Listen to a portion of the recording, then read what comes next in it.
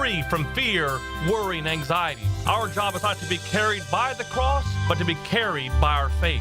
For more inspiration, log on to stjohnthedivine.com. This is Molly McDonald with your 1010XL Southeast Orthopedic Specialist local sports update, brought to you by Riddle Wellness. The Florida Gators baseball team faced a challenging weekend, suffering a series sweep against 23rd ranked Vanderbilt. This series marks the first time Vanderbilt has swept Florida in Gainesville. The Gators' SEC record now stands at 1-11, reflecting the ongoing struggles in conference play. Florida Gators basketball has advanced into the NCAA men's basketball championship game tonight against first-seeded Houston. Florida Gators head coach Todd Golden ahead of the game on his thoughts going into it. You look at a guy like Tugler, Roberts, they have incredible length, athleticism, and physicality inside the paint, and they wear you down. They make it really, really hard on you. I think we're going to have a couple different ideas, a couple different, pitches, for lack of a better term, to throw at them late in the game, because I do think, there's going to be some issues for us out there. Florida and Houston tonight in Texas. Tip-off at 8:50. Hear the game live on 1010 AM, 92.5 FM. It's 84 degrees at 12 o'clock. Time and temp brought to you by Bueller Air and Plumbing. Stay cooler with Bueller. 1010XL is presented by Farah & Farah, exclusive injury law firm of the Jacksonville Jaguars. Protecting you and your family. Call 396-5555. Jacksonville. Now, get ready to spend the next 2 hours with our three sports-loving ladies. Mia O'Brien, Lauren Brooks, and Taylor Dahl. This is Helmets and Heels on 1010XL. Show me what you got, pretty lady.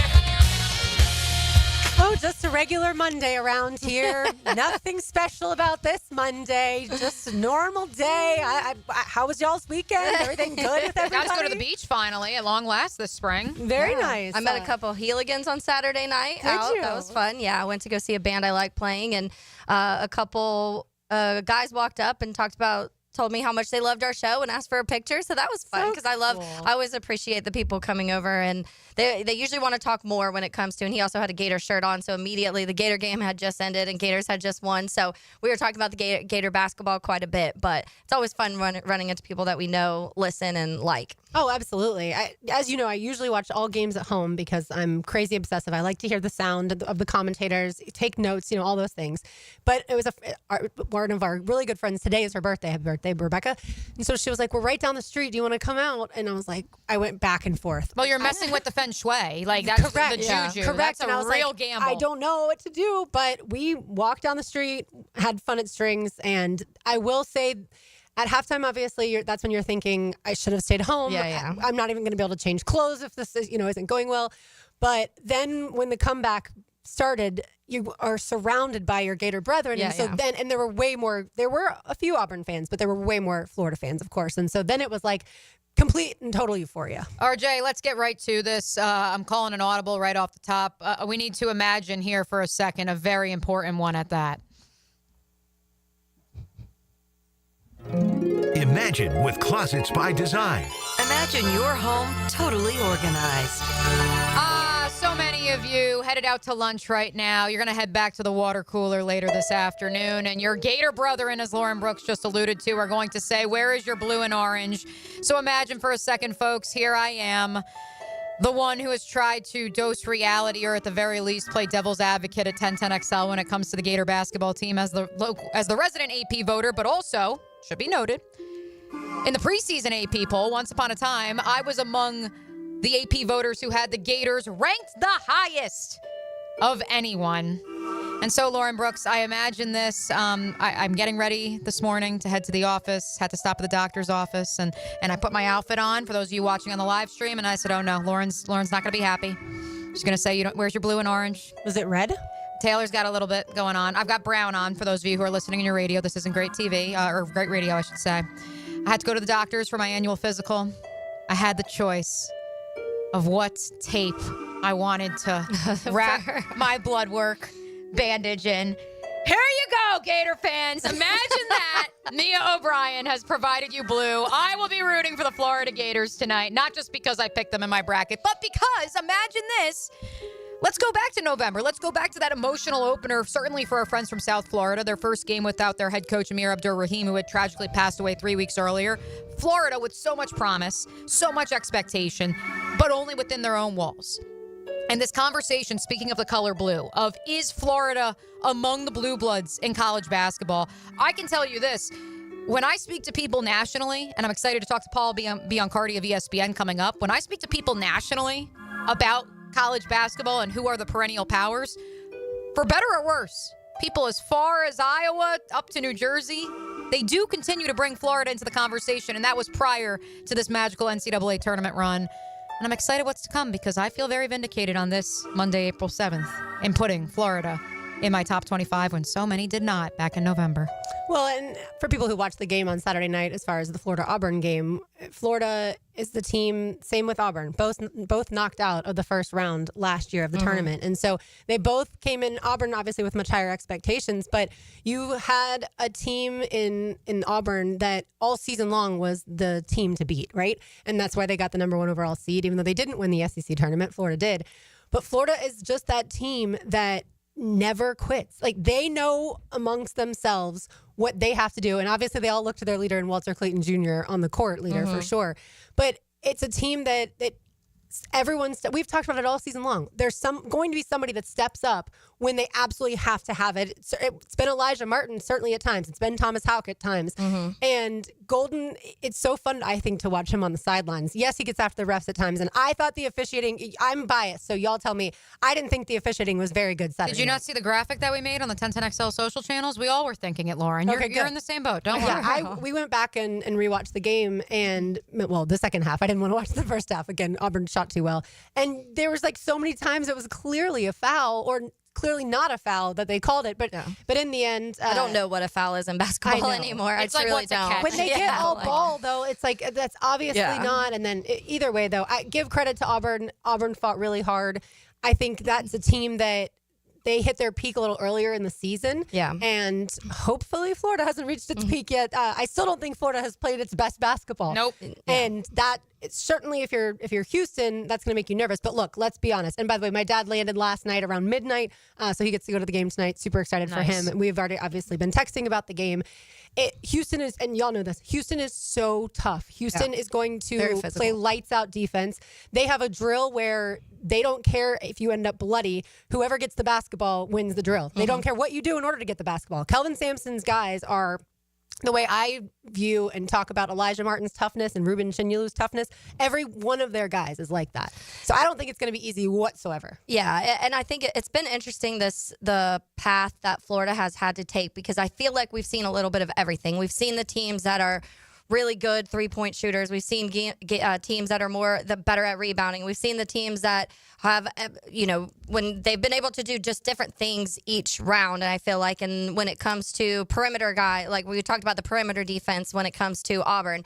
Now this week, obviously, you're talking about a very physical and one of the best defenses, if not the best defense in college basketball. And so I do think that Florida's been tested in so many different ways. And this is going to be a different one. This is a whole different test that they're going to have tonight. And I think that they've been able to battle through all of it. Each time you came over and you're like, are they going to be able to shoot the threes, even though this team defensively, when it comes to Auburn, being one of the better perimeter defenders, are they going to be able to still battle through when they are turning the ball over? Because we saw the game earlier where they had a lot of turnovers. They weren't getting those rebounds. They still were able to win that. So even when things haven't gone the way in favor of Florida, they've still found ways to get over those things. And to me, that shows that just how well they're coached. That's a big thing to me, is what Todd Golden's been able to do and figuring things out, no matter if things kind of start to go a little wild or if it takes Walter Clayton get longer to get going, which we've seen too in this tournament. So I do think that they've been tested in every way possible, and they've shown that they can battle through whatever, which is, I feel like, has to make Gator fans feel really good. Yeah, the word Todd Golden used is resilient. That's the word Tracy Wilson used as well, and I can understand why. Defend LJ Cryer would be my, for starters, their Gator basketball, if you want some advice. Well, for those of you who didn't take a look at the box score, from which we obviously have to lead with the Gators. We are the flagship station and the home of Florida Gator athletics, but Duke? Yeah. Duke? Like, hello? What are we doing here? Like, 1 point up by 14. I tweeted it out. I've spoken about it multiple times on air that I was there for up to this past Saturday, the greatest collapse in NCAA tournament history. I was in the gym when Northern Iowa squashed a 12-point advantage with 1:30 to go. Thank you, Duke. I've been freed. The Panthers have been freed. We don't have to talk about that one anymore because we have a new record, and it is John Shire's Blue Devils. But before we get to that, absurdity, and we certainly will circle back to it throughout the duration of today's program. 3 players in double figures in the scoring department for Kelvin Sampson's Cougars in that game. Of course, LJ Cryer, yes, 26 points. Emmanuel Sharp, 16 points. My mom's new favorite player in college basketball. I thought that one was interesting when she texted me, but 3 of 7 from 3, and none of them were bigger than that one that cut it 2-3 late in the fourth quarter. And then Juwan Roberts with 11. Very important 11 and 12, by the way, for Roberts. But I think that there was so much talk throughout the course of the tournament from the opposition that you need to take Walter Clayton Jr. away, and then you're good. You at least give yourself a fighting chance. You could also say that plenty of teams tried to take Janai Broome away from Auburn. I thought it was fascinating that Todd Golden did not make that decision on Saturday night. They said, we're going to just play him straight up, one-on-one, and if he beats us, oh well, because we are going to guard the perimeter and we're going to take away the three-point shooters. And so to your point. And in the first half, he was beating them. Correct. But then in the second half, which is where I wonder how healthy he actually was, and I'm sure he's always going to have that excuse, and that's fine. But same with Condon. Right. Same excuse. Exactly. But that is where I'm fascinated to see, do they play LJ Cryer straight up? Yeah. Do they say, if we take away Cryer and Sharp, what else do they have? And it is interesting because I think Auburn almost overthought it when it comes to they were doing too much at points to try and stop Walter Clayton, I think. And it wasn't working. So it was like nothing they were doing. They were switching. They switched their big wings at one point, trying to figure out a way to slow him down. And he was just still hitting everything. And he cannot be stopped.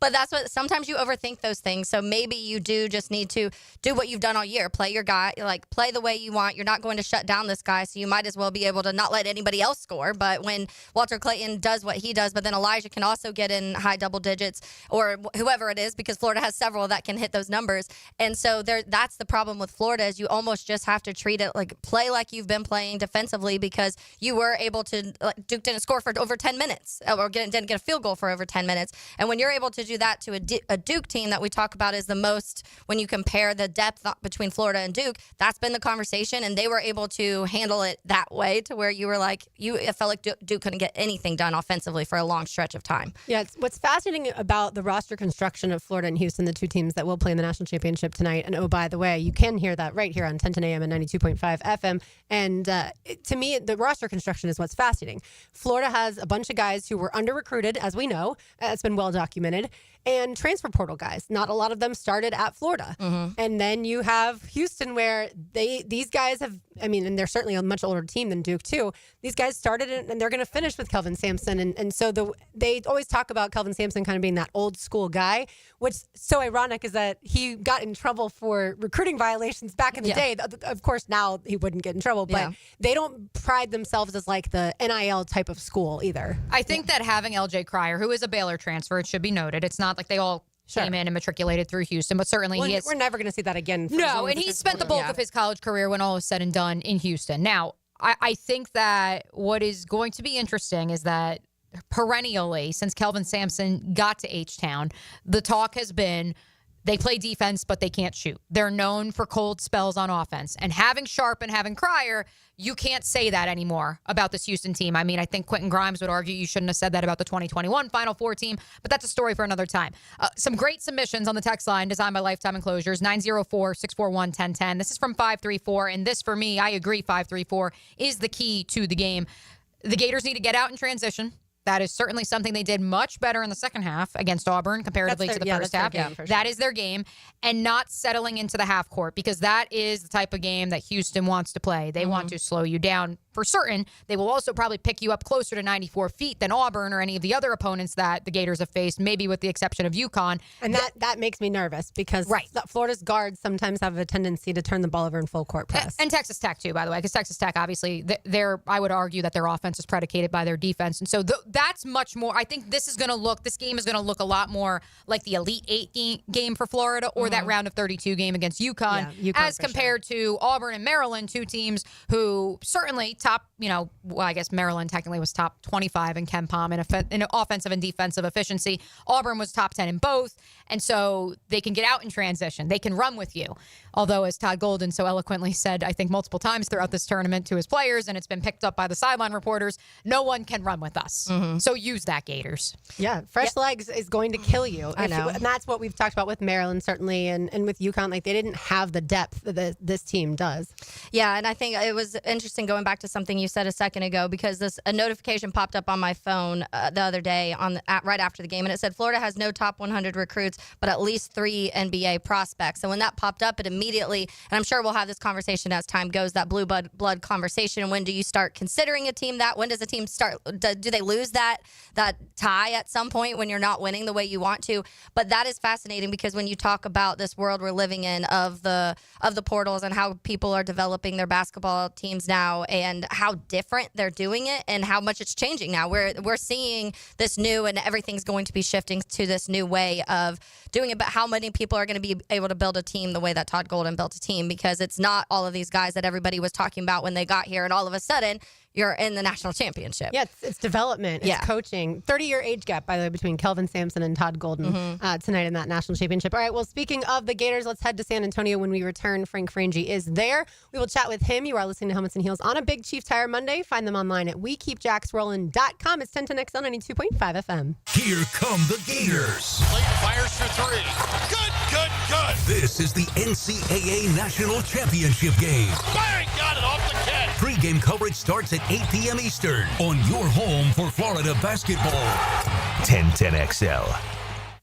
At Duck Duck Air Conditioning, we've got a crazy offer just for you. We're giving away free AC inspection to our wonderful customers who call and schedule now. No strings attached, zero cost for you. One of our expert techs will come look at your AC unit and make recommendations to ensure it's running at peak performance. But you must act today. A deal this good won't last forever. Call 904-862-6769. That's 904-862-6769, or visit them online at duckduckac.com. Any required repairs are not included in the inspection.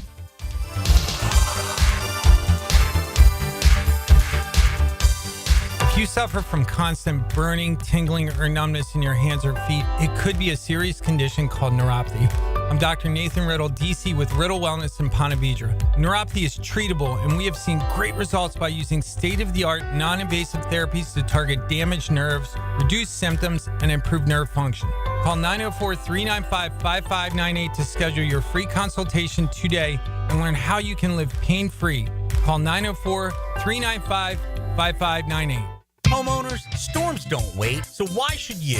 Universal Roof and Contracting protects your home and your wallet. Invest in a stronger roof and save big. Right now, get 15% off roof replacement and repairs. Financing is available with monthly payments as low as $115. But this deal ends April 30th. Call 855-ROOF-HELP for your free inspection. Universal Roof and Contracting. Protecting your home, building your trust. License number CCC 057165, CBC 1258484. Value or flavor? Price or taste?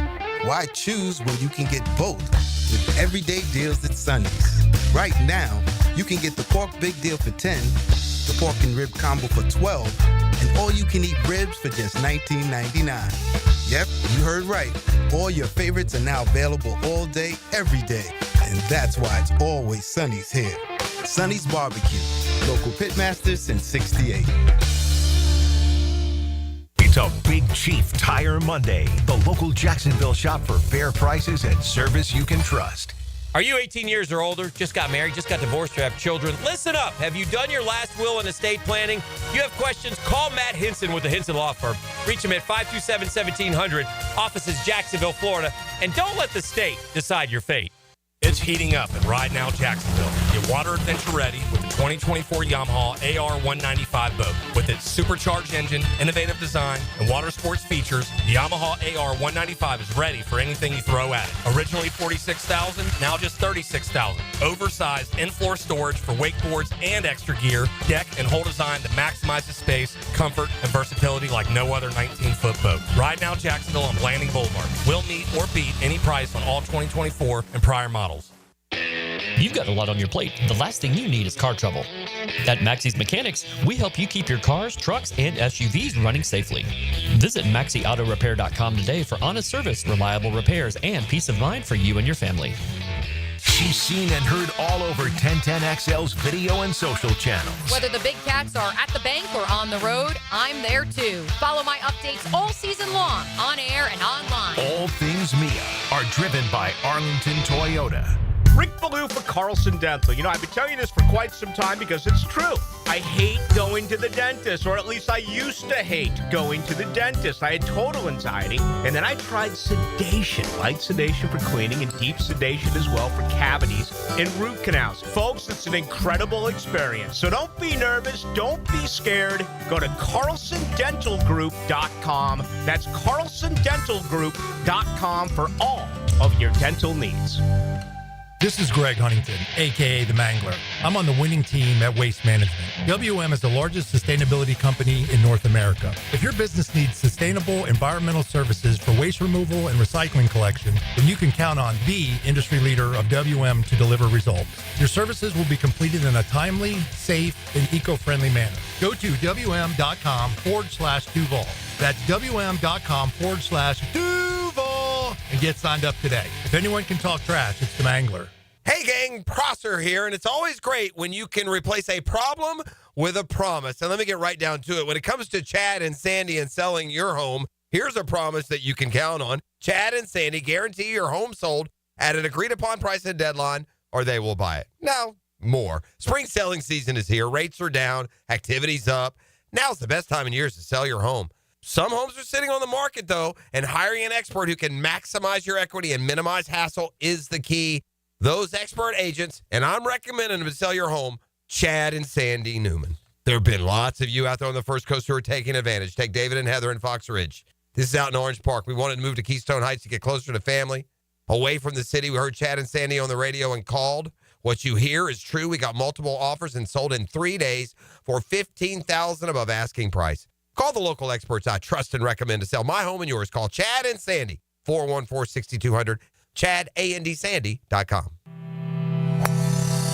The best value for golf in Jacksonville remains Cimarron. Totally reestablished with new tee boxes, improved fairways and greens. Also a brand new restaurant with indoor and outdoor settings and live music. Join the Wild One loyalty program online at Cimarron Golf.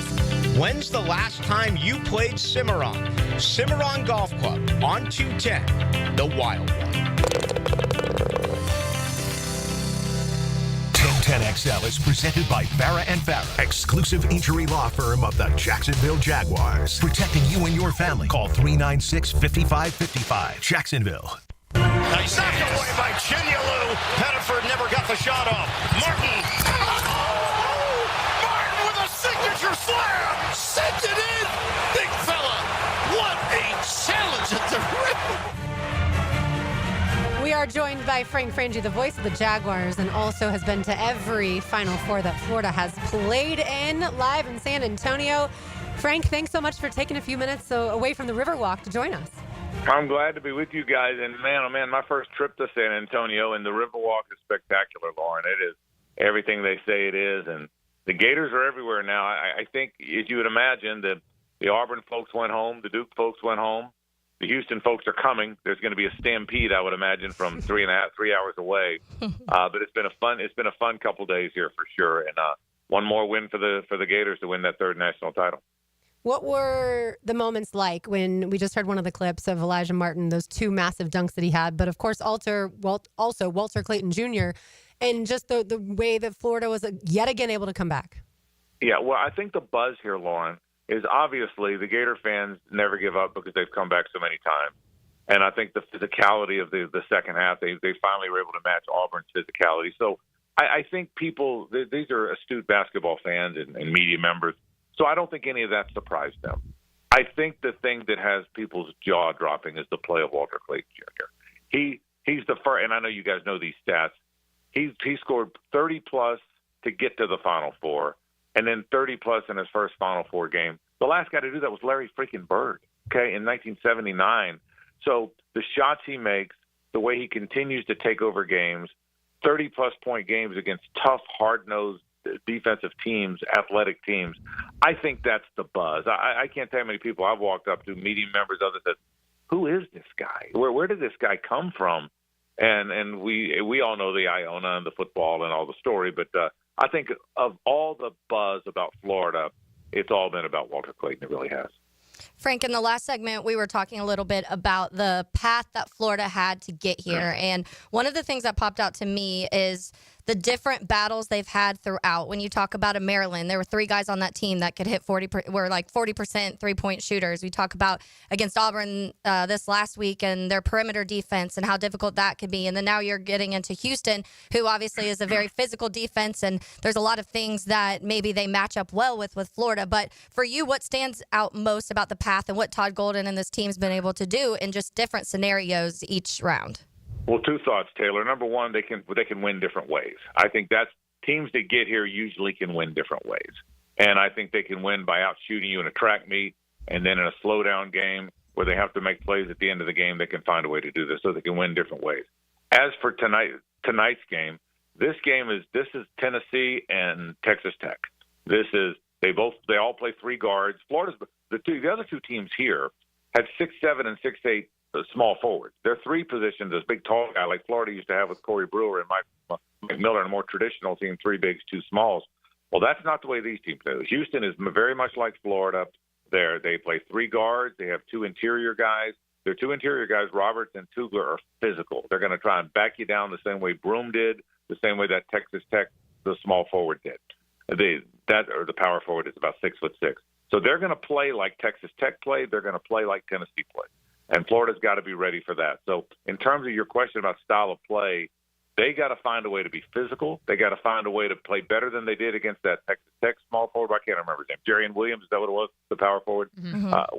They got to play better than they did against him. They got to play better than they did in that first half against Janai Broome. That'll be one of the keys to the game. And by the way, these 2 teams are really similar. Mm-hmm. Think about it. Cryer and Elijah Martin are the 2 guys that have been to the Final Four with 2 different teams. Nobody's ever done that. And there's 2 guys now that have done that. And they're 1 on each team. They both have that experience. They both played 3 guards. Their guards can all shoot it. The 3 leading scorers for Houston are those 3 guards. The 3 leading scorers for Florida are those 3 guards. Their front courts are built differently, but these teams are very similar in a lot of ways. Great segue, Frank. Frank Frangie joining us live from the Final Four, the men's basketball Final Four in San Antonio. And Frank, that front court for Florida was obviously huge in defeating Auburn in the regular season. And then we get to the Final Four, and suddenly between Micah Handlogden, Ruben Chinyelu, and Alex Condon, you have a grand total of 6 points. How much do they need to step up for Florida to secure a national title tonight, or can they win with just that backcourt? I don't think they're going to score a lot, Mia. Florida's front court all year long, we've talked about this, is not a good score. If there's a weakness on their team other than turnovers, they're not a good scoring front court. Houck scores because he's more of a typical 3 that makes a lot of threes and kind of faces the basket more than those other. The other 3 guys don't face the basket very much. He does. So I don't think they can score. I don't think they need to score because they haven't scored a lot all year long. They've had games, but those 3 guys, Chinyelu, Condon, and Handlogden, aren't scorers. What they have to do is they have to defend the interior against those physical guys. I think the most important guy of those 3 is Chinyelu because he's the one guy Florida's got that's got that big body. See, Houck, Condon, and Handlogden are all very angular guys. They're tall, they're long-armed, they're shot blockers, they're good rebounders, but they're not physical guys, man. They're not stick your hip in there and don't let the guy back you down.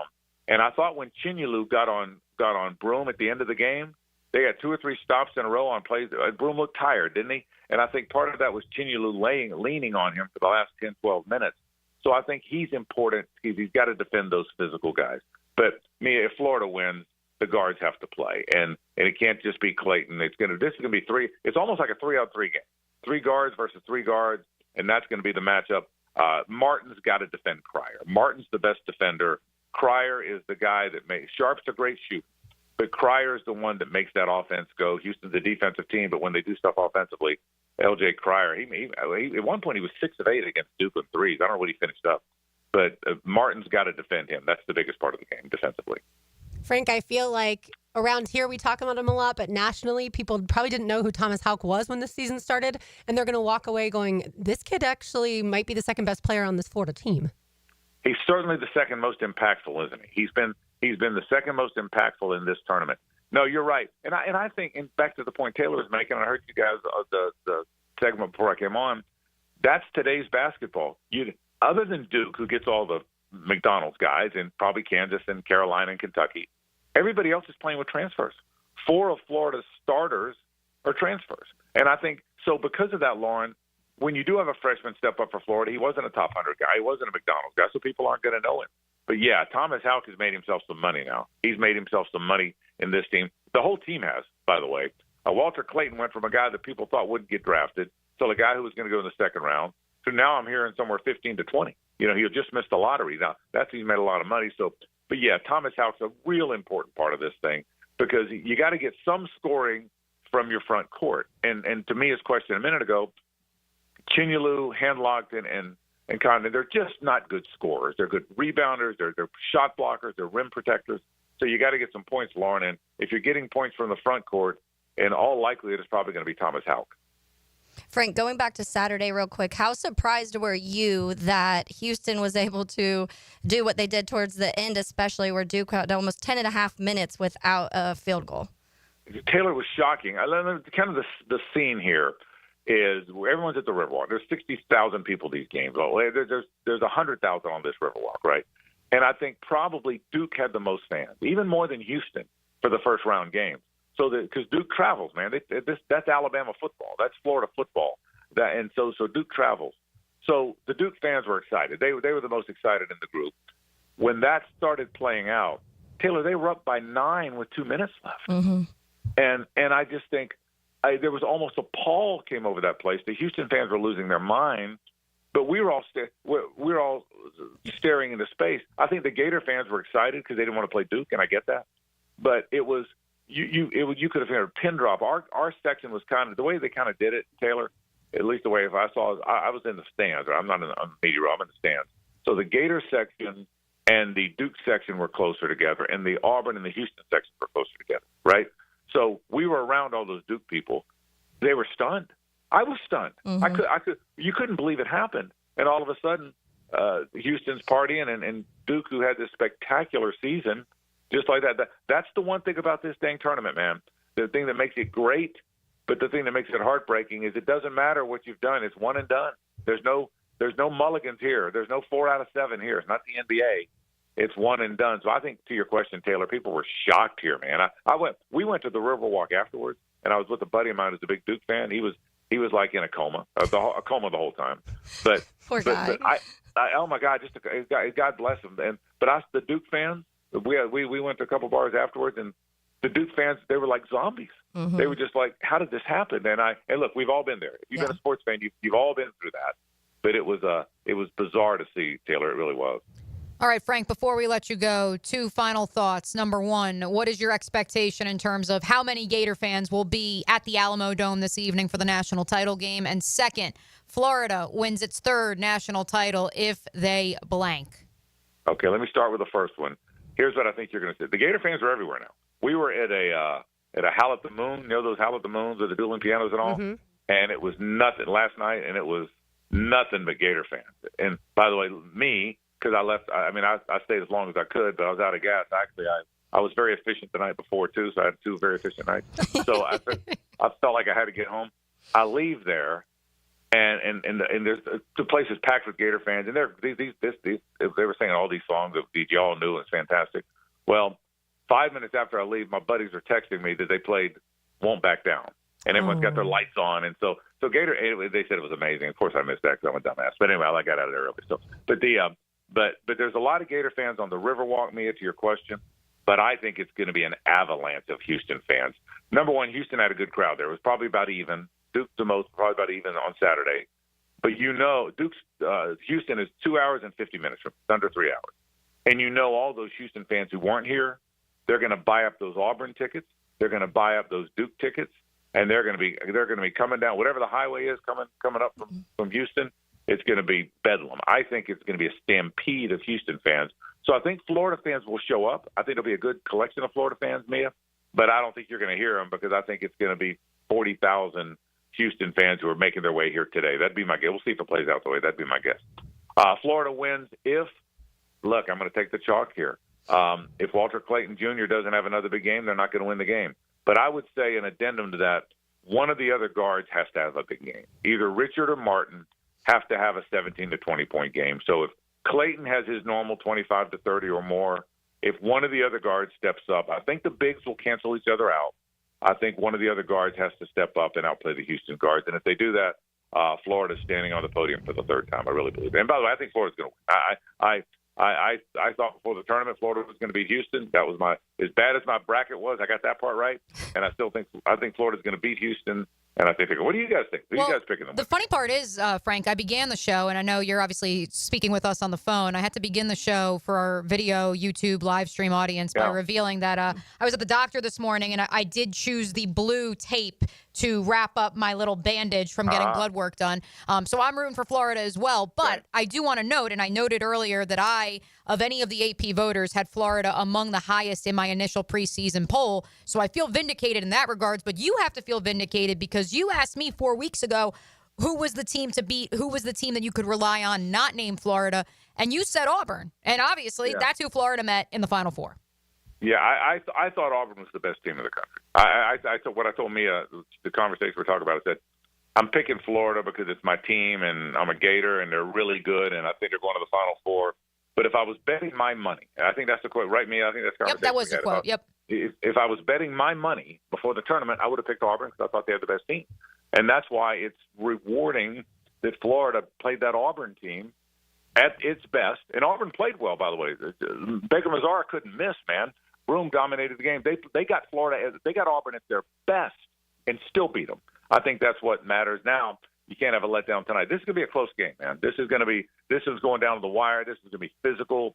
Houston wants to keep it in the 50s. Florida'd like to get it in the 80s. That means it's probably going to be in the 60s or 70s somewhere. This is going to be a heck of a game. It's a heck of a setting for it. I think Florida's going to win, but buckle up tonight because it's going to be blood and physical and scratching and clawing. Two very, very physical teams tonight in San Antonio. Yeah, Frank, I texted my dad, we're going to need the toughness of Elijah Martin and Ruben Chinyelu from every player because every player in Houston, is like that. Well, that's a great take, by the way, because the two, other than Clayton, that's a really good point. Other than Clayton, who obviously is their best player, the two players that have to play great in this game are Martin and Chinyelu because they're physical, and the other Florida guys aren't by trade physical players. And Houston's a very physical team. You're right, Lauren. Those two guys, if those two guys have foul trouble, if shy away, disappear, Florida's in trouble. But I think the Gators are going to win the game. Well, I certainly hope so. That would be good news for a lot of people here. I guess we ran out of time to talk about the Pirates and Roberto Clemente. Somebody on the YouTube chat wants to know, Frank, can you tell us why you think the Braves are better than the Dodgers? Well, you know what? I'm going to reserve my thought till midseason because it didn't really play out that way to start the season. And I think the Clemente I think the Roberto Clemente logo is going back up this week from everything I hear. So, but hey, look, it's a great setting here. I know a lot of Gators are here. I know, Lauren, you said your dad's coming. I've got texts about 4 or 5 different people that weren't there Saturday that are here now. So this is a great moment for Florida basketball. And for the teams we cover, we get excited when the Jags have a big moment. We get excited when the Gators have a big moment. I'm proud that they're both on our radio station. This is a big moment in Florida sports. It really is, and it's going to happen tonight in San Antonio. All right. Thanks, Frank. Have fun tonight. All right. Thank you, Lauren, Mia, Taylor. Thank you, guys. That's a video vacationing. Or no, I say, what do we say in our group chat? It's the travel vlogger. Travel vlogger Frank Frangie to you. In case you missed it, he's got your exclusive tour of the Riverwalk at the 1010XL video and social channels. Yeah, it looks amazing. I wish that, much like we had all descended upon Canton a few years ago when Tony Baselli was enshrined in the Pro Football Hall of Fame, I wish that 1010XL had descended upon San Antonio and every show was from there. That would have been so much fun. I showed my best friend the videos from our page of Frank and like kind of just the setup of it, and she was like, I wonder how many people fall in that water. Like, there might be some tonight. We shall see. Yeah. All right, we've got more to do on the other side. I want you to hear some awesome Final Four highlights that RJ put together, and we have Mia's second mock draft 7-rounder. You are listening to Helmets and Heels on a Big Chief Tire Monday on 1010X on an 82.5 FM. This is Duval. And this is my town. This is home.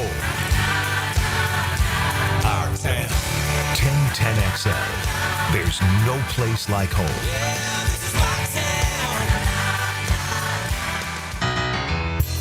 Southeast Orthopedic Specialist is now offering ortho walk-in appointments. If you have an immediate need for orthopedic care, contact Southeast Orthopedic Specialist immediately.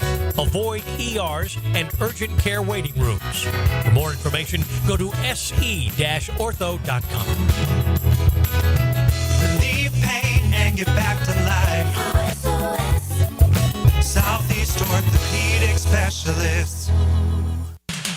Lauren Brooks here. At Hodges Mazda, they are proud of their solid reputation in the Jacksonville community. As your hometown Mazda dealer, their high customer service standards and their huge inventory of new and used cars provide their customers a consistently first-rate car buying experience. Their professional, non-commissioned sales team put your best interests first without exception. And all new vehicle purchases include the Hodges Mazda Protection Package. Visit them online at hodgesmazda.com or stop in today to learn more and discover the Hodges Mazda difference.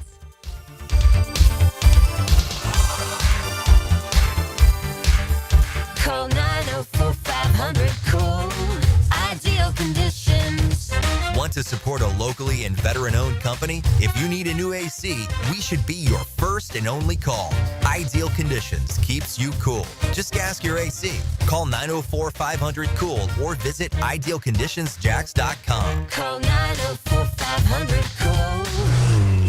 Honk if you see us. Call for service. Ideal Conditions. Idealconditionsjacks.com. Big Chief Tire Monday on helmets and heels. For the greenest, luscious lawn on the block, choose the local legends, Roundtree Sod. Don't just settle for ordinary. Let Roundtree Sod deliver you a picture-perfect lawn. To get a free estimate, call 7414-SOD. 7414-SOD. I'm Rick Julius, a partner at Cordell & Cordell.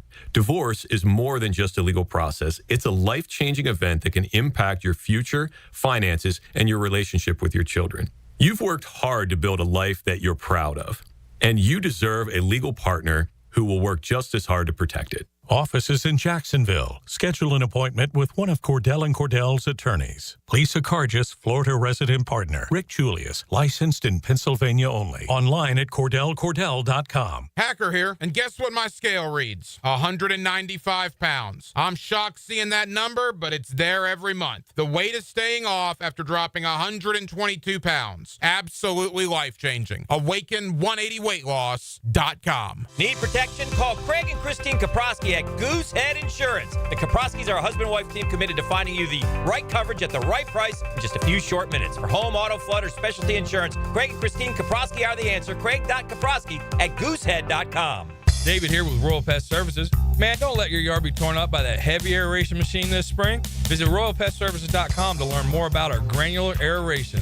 Broadcast throughout the tree and shrubs to break up that compacted soil. Visit RoyalPestServices.com. This date in sports history is brought to you by Southeast Orthopedic Specialists. On April 7, 1963, at the age of 23, Jack Nicklaus won the Masters tournament, becoming the youngest golfer to do so with a 3-foot par putt on the final hole. Mark Watson with Hardball Creative. If you have a school, team, or group that would benefit from a team store, you're in luck because we now offer team stores. Check us out at hardballcreative.com. Hardball Creative. Hardball does it all. Hey everybody, it's Mike Dempsey, and I only like to recommend the best, which is why I'm proud to say that I chose Pella Windows and Doors for my own home. And now's a great time to upgrade your home with 0% financing for 60 months. That's 5 years of interest-free payments on the best windows and doors in the business. Don't wait. Schedule a free consultation at PellaJacks.com or visit their showroom on Phillips Highway just north of Bay Meadows. For quality you can trust and savings you can't miss, that's Pella Windows and Doors. I'm here with Clayton Bromberg, the president of Underwoods. Clayton, I know you're the head diamond buyer at Underwoods, and you travel to the markets to buy diamonds. Why don't you just look at an emailed list and have them send you the diamond? Frank, there are a couple of reasons we go straight to the source when we're selecting the diamonds we want to put the Underwood name on. First, as an expert diamond buyer, I have to see a diamond before I can really judge its beauty versus the price it's being offered at. Second, when we're at the source, we have huge selections to choose our diamonds from, so we don't have to compromise the Underwood quality standard. The result is we control what goes into our diamond stock instead of allowing a diamond dealer to send us what he wants us to have. The bottom line is we're able to offer our customers carefully selected, beautiful diamonds that we're proud to have carry the Underwood name. Underwood, serving excellence since 1928 in San Marco, Avondale, and the shops of Ponte Vedra. Yo, this is Tony from Tony D's. Are you looking for a great slice of pizza? Well, we have about 12 varieties. Most places won't have slices of pizza after lunch. At Tony D's, you can get a slice all day. It's always fresh at Tony D's Pizza. Bay Meadows and 295. Listen up, fellow Gen Xers. Elizabeth Banks here. The recommended age for pneumococcal pneumonia vaccination has been lowered to 50 and older, even if you're healthy. It's up to us to lead the way. We've done this before. Music videos, fanny packs, even the World Wide Web. Let's do it again and get vaccinated, because we're at over 6 times greater risk for pneumococcal pneumonia. Gen X, this is our shot. Visit vaxassist.com and schedule a vaccine today. Sponsored by Pfizer. 1010XL is presented by Farah and Farah, exclusive injury law firm of the Jacksonville Jaguars. Protecting you and your family. Call 396-5555. Jacksonville.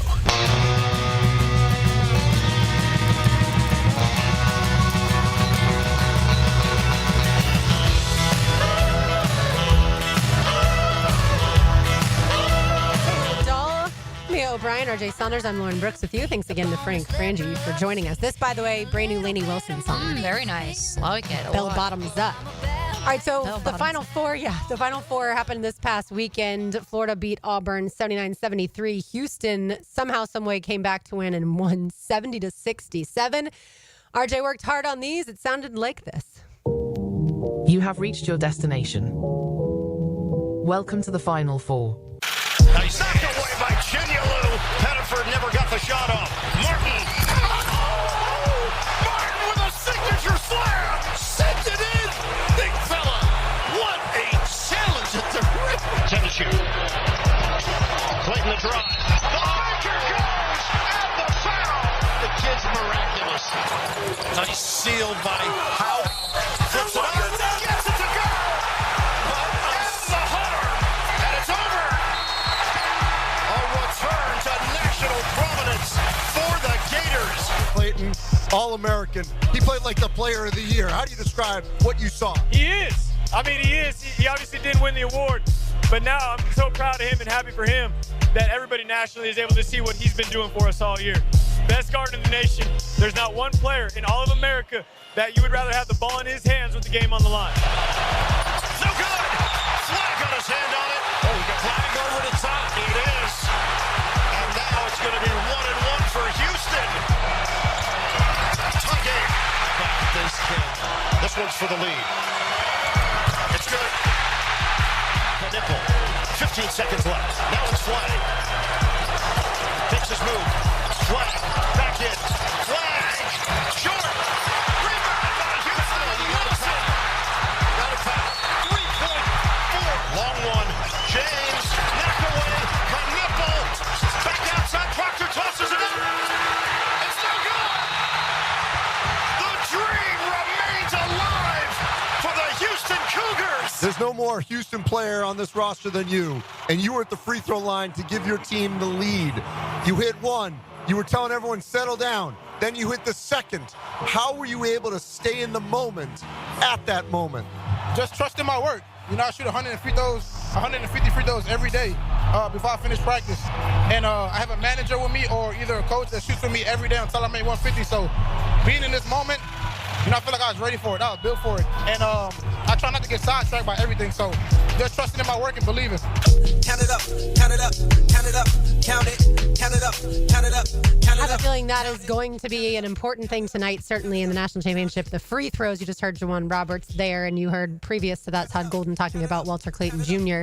I think he phrased it eloquently. There's no one else you'd rather have the ball in their hands with the game on the line. From what we've seen, not just Saturday night against Auburn, from what we've seen this season. Yeah. Like, Walter Clayton is the guy that stays under control at all times. I don't know how he does it.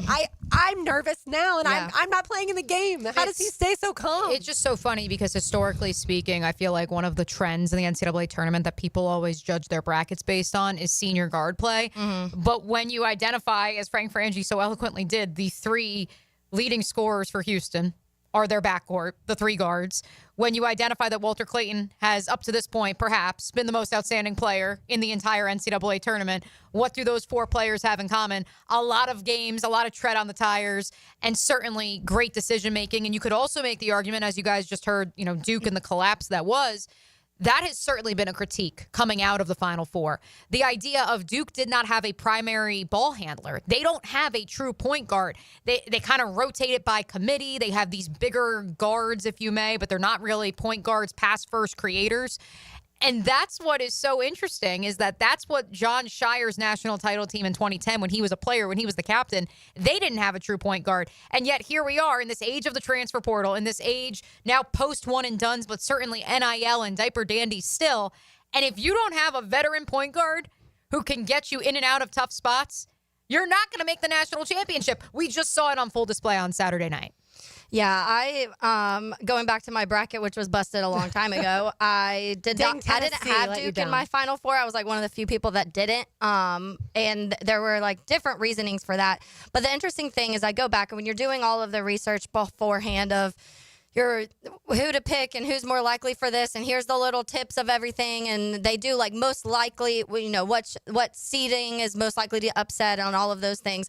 I remember reading one article, and it went through and it broke down the most of each seed. So like the most likely 8 seed to be upset, the most likely 1 seed to be upset. And in this article, they had Houston as the most likely 1 seed to be upset. But when you look at it, when you're talking about a Florida, Auburn, and Duke, it made sense at that time. But now looking at how Houston's played and like defensively, I think they weren't counting that in as much as maybe they should have, because yes, there are people say you got to be able to score too, and that's a big factor in it. But they get so many extra chances because of how they're able to rebound, how they're able to get those turnovers, how they're able to just create so many things defensively that turns into offensive scoring, and that's what we saw against Duke, and Duke didn't know how to handle that. No, they didn't. And look, at the end of the day, that was a Duke team that was probably a year early. And so I would imagine if you look at a year odds for early, next year, but they're not going to be the same team next year. They won't. But I bet if you looked at odds for next year's national champion, you're going to have teams like Duke and Houston ahead of a Florida. Ahead of Florida, but nah, that Duke team. I mean, that's going to be a lot of teams. That's not just because of Cooper Flack, Concanipple, and Maluach all going to the NBA draft. Like, that is because you literally are seeing so many players enter the transfer portal at any given notice, whether to earn leverage with their current institutions or to seek greener pastures somewhere else. I mean, look. I've got odds in front of me. Duke, 10-1 odds, best odds to win the national championship. Then Houston, then Louisville, then Purdue, then BYU, then Alabama, Arkansas, Auburn, UConn, Kentucky, Kansas, and then you find Florida. Lauren vindicated. I'm not the only one vindicated today on the program. Point being, it's going to be a different Duke team. That's based off the assessment of right now. Yes, that's a very different Duke team. That is based off the stock of John Shire, perhaps Tyrese Proctor coming back, but ultimately he's really the only one outside of maybe Malik Brown right now who I could honestly say to you, oh yeah, he'll be back next year for Duke, most likely. And I don't even feel confident in saying that. Also, 150 free throws. I was like, my arm hurts thinking about it. But hey, that's how you get it done. Yeah, he still only shoots about 55% from the line or 60% from the line or whatever it was, which is all the more needs to go to 200. Right, but it's all right, exactly. Well, it's all the more reason why it was impressive to hit those free throws at the most crucial of moments. We used to have to run sprints. I played basketball 6th, 7th, and 8th grade, and we would have to lay down, and my coach had us do a simulated free throw with both right hand and left hand, and you had to be able to not have the ball hit the ground, or you had to run suicides. And so it was drilled in us. Like, you got to get that, that throwing motion perfect. And it's all about your wrist and all those fundamental things. But there was a time that I thought Florida was going to lose multiple games this season because of not hitting their free throws, because that's how Florida lost its first game of the season against Kentucky.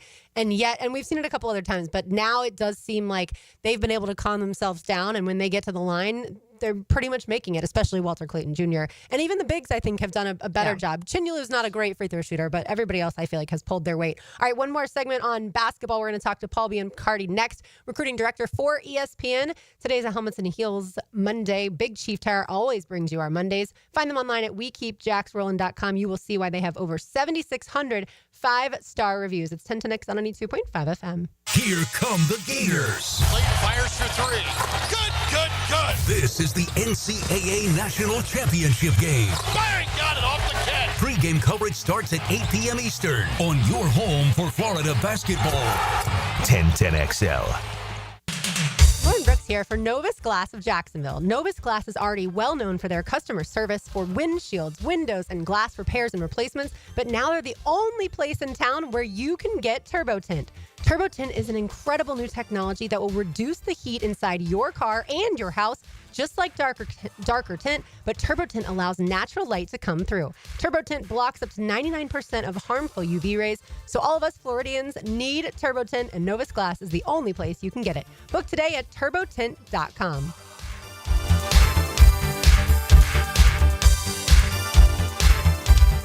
Life is just so busy this time of year. Between work, the kids' games, family vacations, I need a yard hero to free up my weekends. You mean somebody who does mowing and trimming? Yeah. How about mosquito control? Yeah. What about irrigation and pet waste removal? You do that too? You're my lawn hero. Find your lawn hero at heroeslawncare.com. Heroes Lawn Care, because every lawn needs a hero. When you need a mechanic you can trust, call Sam, Harry, or Joe at AA Automotive on Richard Street. From oil changes to complex engine repairs, AA Automotive promises expert service and honest pricing from a local family biz. AA Automotive on Richard Street.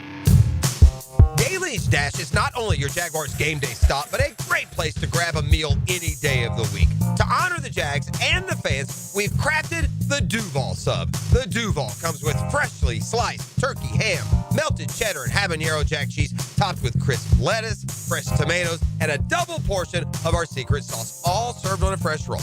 Come by your local's Daly's Dash today to get your delicious Duval Sub. Daly's is the official convenience store sponsor of the Jacksonville Jaguars. It's a Helmets and Heels Big Chief Tire Monday. It's tune-up time, and Florida Home AC, the official AC partner of the Jaguars, wants to partner with you for a cool summer season. Tune up your AC unit right now so it's running at peak performance when you need it most. Just call 777-4300 and order a tune-up for just $59. Keep your unit humming at optimal level. Log on to FloridaHomeAC.com and take advantage of their savings. Keep cool with Florida Home AC. That's 777-4300. Buying a home used to feel like a complete headache. Listings here, pre-approval there, financing somewhere else. Now, Rocket is giving every home one address. Rocket.com. A single, seamless homeownership platform to help you find, buy, sell, finance, and refinance your home. Everything you need, all under one roof. Visit Rocket.com, the new home for all things homeownership. Rocket. Own the dream. ET here, and it's time for the Taste of Golf at TPC Sawgrass, April 23rd. Join me for fine cuisine from chefs from the top golf clubs in our area. Craft cocktails, games, and unique auction items will be present. This is one of the most impactful charitable events in our area. Come network with a sophisticated audience who's passionate about golf and its values, while impacting the youth in our community. All proceeds benefit First Tee, North Florida. For tickets, go to tasteofgolf.com. Come on, somebody. So, you finally have some time to yourself. Even if it is just the car ride home, it's you time. And look at you. Do not disturb set before you even got in the car? Impressive. You've earned this moment to just chill and drive. This break is brought to you by Target Zero and the Florida Department of Transportation.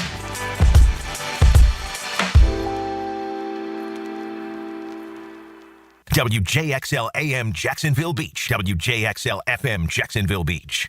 Brian and Angela Wall here with Window World. You've heard us talk about it. Window World, the #1 window replacement company in the USA, selling over 1 million windows each year for the past 8 years. That's a lot of satisfied customers, and why J.D. Powers has awarded Window World Best in Customer Satisfaction 3 out of 4 years. Window World stands behind their slogan, simply the best for less. With Window World, you get top quality windows at a price that leaves more of your money in your bank account, and you get the absolute best guarantee there is in the window replacement industry. When compared to our competition, there is none. See for yourself. Call the competition. get quotes from them. But before you buy, get Window World's free estimate and compare the quality of the windows and the price. You'll see. And when your new Window World windows are installed and they're saving you money on your energy bills, if anything goes wrong with those windows, Window World and I will be there to make it right. That's my guarantee. Call Window World today. Start saving money on your new windows and your energy bills and take vacation with your savings. Window World, online at windowworldneflorida.com. Window World, simply the best for less. Thank you for your business. Window World also offers energy-efficient doors and siding. Welcome, John, our new admin lead. Thanks. You've got your laptop, all your admin apps. Oh, and you'll be in charge of ordering food for the team. So here's your drawer full of menus. Whoa. You'll keep your receipts in this file folder. Whoops, receipt confetti. Oh, dear. Oh, and all these sticky notes have everyone's dietary preferences. Have you tried Easy Gator? Online ordering from great restaurants, tools to save time and stay on budget, digital receipts in one place. We're gonna need a bigger recycling bin. Easy Gator, the smarter, simpler way to order food for your workplace. Order now at easygator.com. Beat the spring cleaning rush and call our cleaning heroes at Zero Res. This month, get Zero Resified and take 25% off all services. Visit ZeroResJacksonville.com and tell them Hicken or 1010XL sent you. Zero Res. This is Molly McDonald with your 1010XL Southeast Orthopedic Specialist local sports update brought to you by Clay Solar Installation Partners. The Florida Gators are 1 win away from becoming national champions as they get ready to take on the Houston Cougars in the NCAA Men's Basketball Championship in Texas tonight. Gators head coach Todd Golden spoke on how it could be difficulties with being Texas as it could feel like a home game for the Cougars. A little experience from the SEC Tournament Championship game. Obviously playing Tennessee, Nashville. I anticipated being, somewhat like that. It's just part of what you have to get through to win a national championship. Houston is an amazing team and they have some great momentum, and they should have a lot of people here tomorrow night. For us, it allows us to add another, chip on our shoulder, try to prove, that we belong and that we can win in another hostile environment. It'll be a bigger challenge because of that, but it's nothing that we haven't seen before this year, and we've been able to fight through it. Gators and Cougars tonight, tip off at 8:50. Hear the game live on 1010 AM, 92.5 FM. It's 86 degrees at 12:57. Time and temp brought to you by Bueller Air and Plumbing. Stay cooler with Bueller. 1010XL is presented by Farah & Farah, exclusive injury law firm of the Jacksonville Jaguars. Protecting you and your family. Call 396-5555. Jacksonville.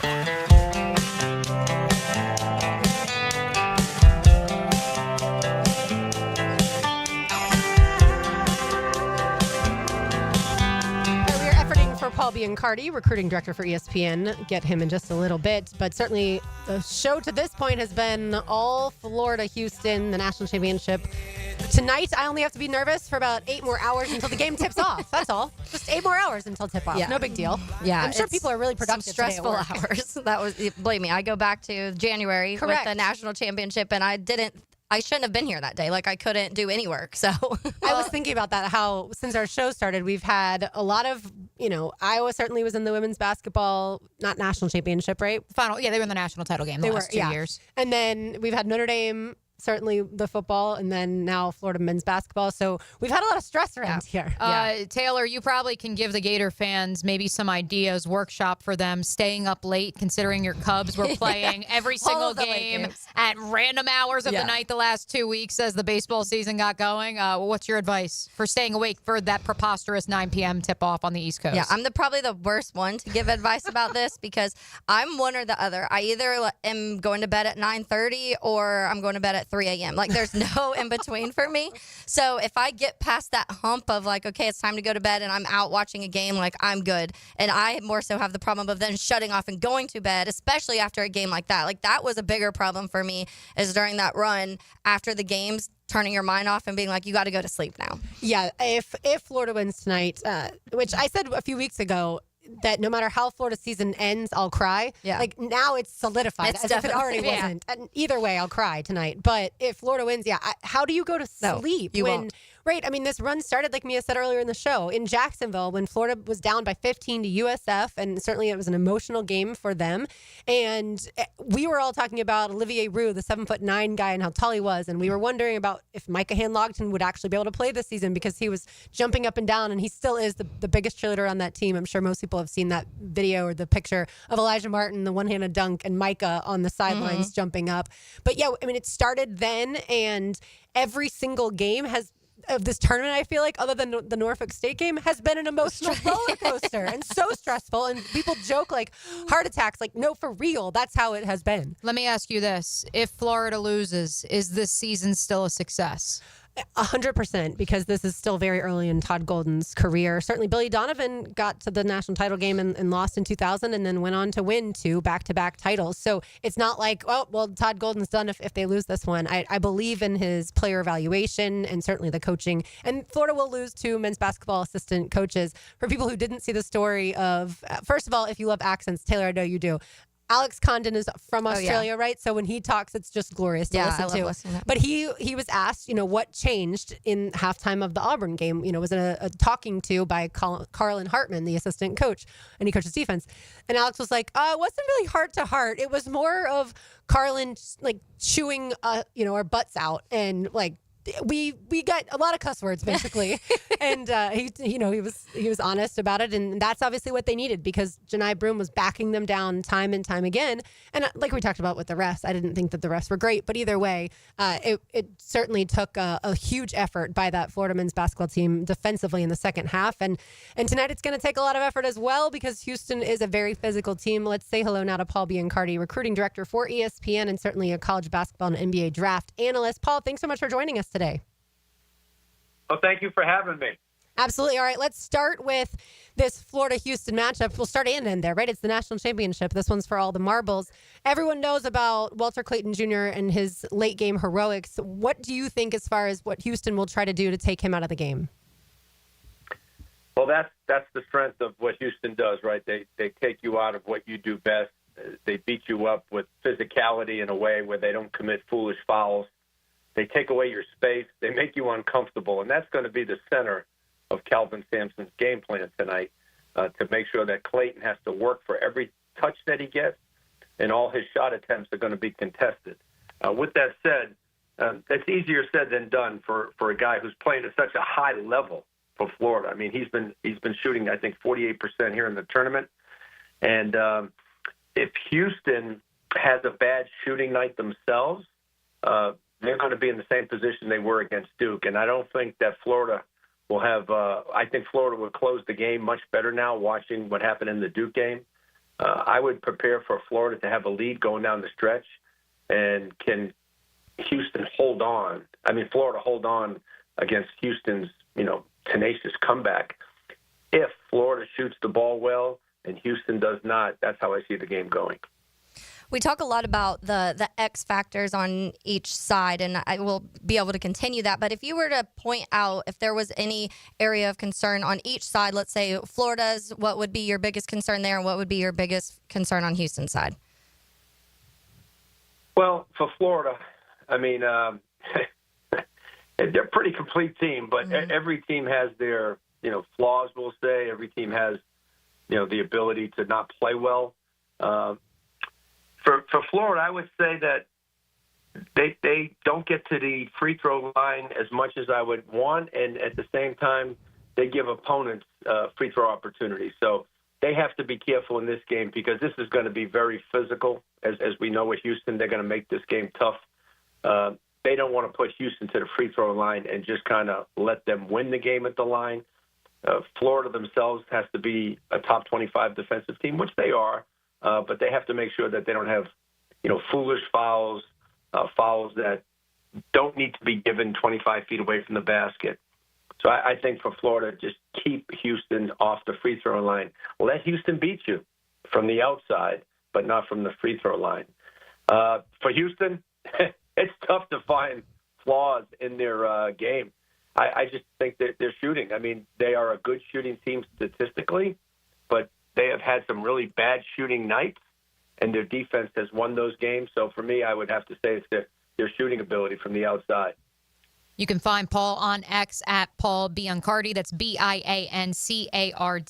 recruiting director for ESPN, and, of course, an analyst on the college basketball broadcast side as well. Paul, we were discussing this earlier in the program, this idea of Todd Golden deciding to play Janai Broome straight up one-on-one, did not bring double teams for him in the national semifinal. Do you expect a similar counter for LJ Cryer? Obviously, two very different skill sets, two very different players, but both the alpha dogs for their respective outfits. Yeah, and I love that decision by Todd Golden because, in my experience, coaching in a Final Four or coaching in an Elite Eight, which I've done, you don't want to get too complicated. You don't want to have too many, different looks because you can confuse your own team. I certainly have a plan A and a plan B, and sometimes you have a plan C. But if it gets to the plan C standpoint, you're probably not in good shape. But with L.J. Cryer, same thing with Walter Clayton. I don't think you're going to see much change. I just think you're going to see more focus on what has to be done. Like, this is how we're going to guard Walter Clayton, and we're going to do this with this defender, and this is how the team is going to respond to Clayton. And I think same thing for Florida on the outside. You have to get over ball screens with both of these guys, meaning you get hit by a screen, whether it's on or off the ball, you can't lay on that screen. You can't die like a dog on that screen. You have to stay step for step with each of these guys because once they catch it, they just need a little bit of time and space to get their shot off. And if you're not in good position defensively, they'll beat you off the drive, score, or find their open teammates. So I think Florida, in their case, they'll play him one-on-one. The one thing I would look for is ball screen coverages. Sometimes coaches like to mix it up on the ball screen, sometimes trap, sometimes play what they call a drop coverage. Big guy protects the basket. You may see some different looks, but by and large, they're going to stay with their traditional man-to-man defense. Paul, I feel like everyone knows how tough Houston is, how physical they are. I feel like people may not appreciate how scrappy Florida can be, though, as a team. No, that's a great point. I mean, Florida is a scrappy team. You don't go through the SEC with that type of, success. The size is real. I've seen them up close twice this year. Their offensive rebounding is as good as Houston. So when you talk about aggressiveness, Florida is a very aggressive team. Yes, we know they have shot makers in the backcourt. They have the depth to go deep into their bench, and they're a connected team, a very scrappy team. Houston seems their scrappiness or their toughness, we'll say, or their hustle plays, that just seems to be more of their identity. Sometimes Calvin Sampson's teams have not had great offensive talent. Last year they did, but Jamal Shead got hurt. This year they shoot the ball well, but they haven't shot it consistently well. And so I think Houston has that reputation because that's the way Sampson wants to play it.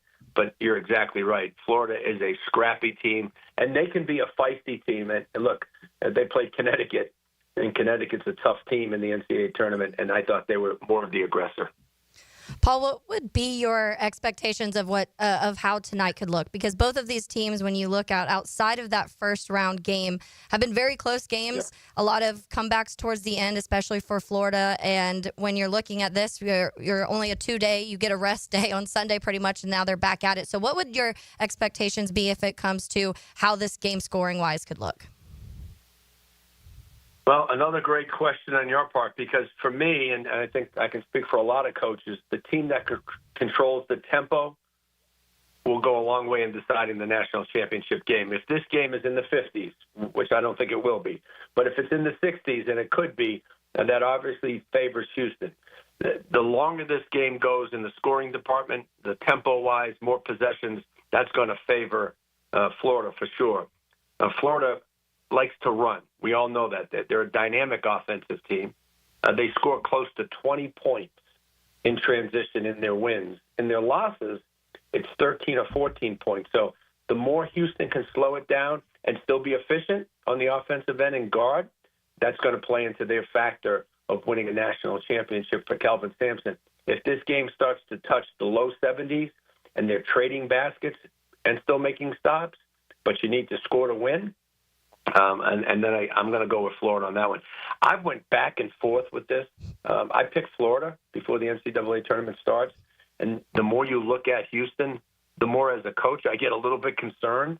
They take away what you do well. They haven't lost a game since February 1st, I believe, against Texas Tech. And how about this stat? Houston's only lost 4 games all year by a total of 14 points. Wow. That gets me concerned if I'm Todd Golden. And when you subtract how many of those losses were in overtime, Paul, then it's even smaller deficit or margin, I should say, of that total points that they have lost. I do want to sneak into men's national championship questions for you, knowing, of course, your role as recruiting director for ESPN. You were on site at the McDonald's All-American game last week. Lauren actually just read the way too early lines, according to Vegas, for who will be the favorite to win the national title next season in men's basketball. Duke is the favorite right now, and so I said you have to understand those are odds based upon a very different team. And, of course, at the forefront of that team will be Carlos Boozer's twin sons. Who are some of the names that maybe basketball fans should keep their eyes on that are entering the collegiate space next season that you saw last week in New York? Well, outside of the Boozer twins, which won a Chipotle Nationals championship, that's our high school championship of the top 8 teams in the country, those two kids are fantastic. If you like Cooper Flagg and Con Knipple at Duke, you are going to love the Boozer twins. Plus, they have a young man from the West Coast named Nick Hamenia, 6'9", skilled forward. Duke has a great passing class coming in next year, meaning all their top players can really move and pass the ball. A little different than, Con Knipple and Cooper Flagg, though. They were great passers. This group really moves the ball at a higher pace. Take a look at Houston. This is Kelvin Sampson's best recruiting class. They bring in 2 McDonald's All-Americans, Chris Sinak, a 6'10" post player. He's the most gifted post player in the high school game. And they also bring in Isaiah Harwell, a 6'6" strong shooting guard, 2 5-star prospects. And the third prospect is Kingston Flemings. He finished inside my ESPN top 25. So a top 25, 26 player in the class out of San Antonio, point guard, 2 guard, with Harwell 6'6", Sinak 6'10". Sinak has a chance to be a lottery pick, as does Harwell. Sinak probably is going to be a one and done. So when you look at names coming into college basketball next year, I think Duke has the best class, obviously. Houston with the most talent in terms of McDonald's All-Americans and 5-star players. And the Big 12. Big 12 is loaded next year. They bring in 6 5-star players, the most of any conference. And the number 1 player in the country, A.J. DeBonsa, 6'9" forward, the best athlete in the class, very skilled with a high IQ, going to BYU. He's number 1 in the class. And Darren Peterson, going to Kansas, number 2 player in the class. So Big 12 is going to be loaded next year with 5-star talent. Such an interesting decision by AJ to choose Kevin Young and BYU, but it's a credit to Kevin and what he's been able to do in recruiting out there in Utah. One more I wanted to sneak in, Paul. You had a great tribute on your X profile yesterday with regards to AZ Fudd, UConn, the women's national champions, once again for the first time since 2016. I'm just curious, as someone who's been around basketball your entire life, how do you wrap your head around what Gino Auriemma has been able to do in 30-plus years? And is it one of those things that, I think a lot of people love to hate on UConn, but I don't think you can, because I think that he has dragged the sport into the national conscious. And quite frankly, because of what Gino has invested, what UConn has invested in the sport, you've now have seen parity in other areas of the country with regards to women's basketball. Yeah, it's really hard for me to wrap my head around his success because, I've watched the men's side so closely, wasn't into the game when John Wooden was winning his national championships. But I did pay close attention to Red Auerbach and the Boston Celtics, being a Boston native. And I believe they won, I think it was 11 world championships. And so when I hear Gino and his number on the women's side, I mean, it's so hard to understand what he's done. And the story's been told. Right, when he first got the job, there were 100 people at the game. So he came into a sport and a program that didn't have any notoriety really at the time, and he built it. Then he sustained it, and he sustained not just winning, but he sustained greatness. A lot has to do with how he ran the program, how he recruited, his coaching acumen. His assistant coaches deserve a lot of credit, and most assistants don't get enough credit. To have that success, he's had to have a staff where he could delegate, and his recruiting evaluations of players and, how he coached the game. He didn't tolerate a lot of things that he felt that were not successful to the game. Maybe a lot of players transferred early, but once he got his blueprint, he became the master at it. Other programs have picked it up, right? South Carolina, Don Staley's been phenomenal. Stanford has, Tennessee with Pat Summitt back when Gino was getting going. So I think the women's game, has more parity now. USC, UCLA out in the West Coast has more talent. Coaches are better. They're paying attention more to the women's game. I love the fact that the game has exploded on the national scene. We had Caitlin Clark last year. But what Gino has done will go down with John Wooden, Red Auerbach, and Bobby Knight, Coach K in terms of all-time greatest coaches. Paul, final thing, getting back to tonight's game. How do you think Walter Clayton Jr. will do as a pro? Well, that's a great question because I've been monitoring the situation, and he came into this tournament as a second-round pick, and he has solidified himself as a first-round pick right now. The NBA loves his scoring ability. His productivity has been very consistent. My conversations with scouts in the last couple of weeks, he's made a big jump in their eyes in terms of a second unit scoring guard, point guard type. He makes contested shots, and that's what you have to do at the NBA level. But now he's gotten to the point where he has solidified himself as a first-round pick. And the scouts love to see what guys can do under pressure, and Walter Clayton Jr. has been phenomenal under pressure, biggest stage, best program in the country, in terms of number one seeds. He's done it in the best conference in the country, so he is earning his way into the NBA right now. That's the opportunity these kids have if they can show the potential and also carry their team to a winning tournament, make a deep run. Now he has a chance to win a national championship. All right, Paul. Well, our time has run out, but we thank you so much for your time today. Oh, thank you guys for having me. Absolutely. There goes Paul Biancardi, recruiting director for ESPN. Lots of good stuff about the future, and then also tonight's national championship. We got to get to Mia's second mock draft. We are almost running out of time to do everything we have to do today. We have Alex Ovechkin we have to talk about and gymnastics. There's just no time. Yeah. It's 10 to 6 on 92.5 FM. Some players have talent. Others have heart. But tonight, I've seen players with talent who I didn't know had any. 1010XL. And others with heart who I thought only had talent. Where talent meets heart. This is Dr. George Bari inviting you to look online at bariorthopedics.com for the latest in medical advancements when it comes to getting you back to full joint health. After studying under Dr. James Andrews, I know proper diagnosis is the first key to treatment, and educating the patient is the fastest path to recovery. Whether it's chronic back pain, nagging arthritis, or necessary joint replacement, we're here to serve you in the best possible way. We are Bari Orthopedics and online at bariorthopedics.com. Find out more at bariorthopedics.com. That's BAHRI orthopedics.com. Mia here, and I've got a question for you. Have you ever wondered why buy from Arlington Toyota? I'll tell you why. How about over 800 vehicles in one location? That is unheard of. And that means that Arlington has what you want. Camrys, Corollas, RAV4s, Tacomas, Tundras, even the all-electric BZ4X. Have you seen that thing? So good. And it's all waiting for you at Arlington. Or how about this reason why? 60-day exchange. You can buy it, take it home, drive it around for 60 days, and then decide if it's not quite right, and you can bring it back and exchange it. Now that's total confidence. You even get Arlington's lifetime warranty with your new Toyota purchase. Why buy from Arlington? Because right now you can get financing as low as 0% on select new Toyota models. 0%.